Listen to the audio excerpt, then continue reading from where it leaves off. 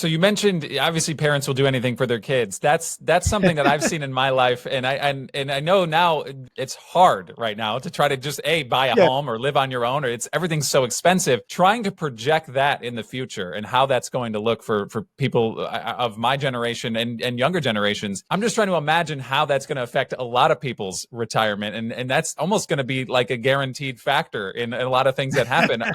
The perception is that. I mean, obviously, I might be taking it to an extreme, but yeah, I'm just trying to imagine. I mean, I have a 2-year-old daughter right now, and I'm like, man, we'll see how that's going to work, but I don't know what the world's going to look like that far in the future. That's an interesting thought, trying to figure that out. Well, you don't have to figure it out all at once. That's the good news. And then, it's a lot of this is a work in progress.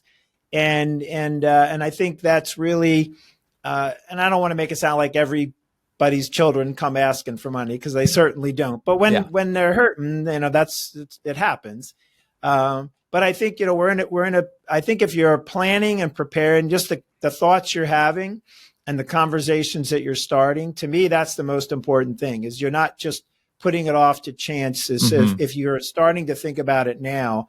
And when we meet with people who aren't quite at what I would call near retirement, we still start out with a similar conversation, and we'll talk about what life looks like today.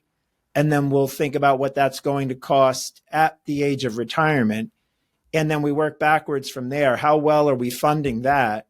And then that helps identify how much excess cash flow you really have to kind of enjoy things and do what you're doing now and think about your daughter's college and all of that. It just makes that a lot easier. Whereas if you're just doing it willy-nilly, so willy-nilly is a lot easier to say than dwindling. Yeah. Oh yeah, for sure.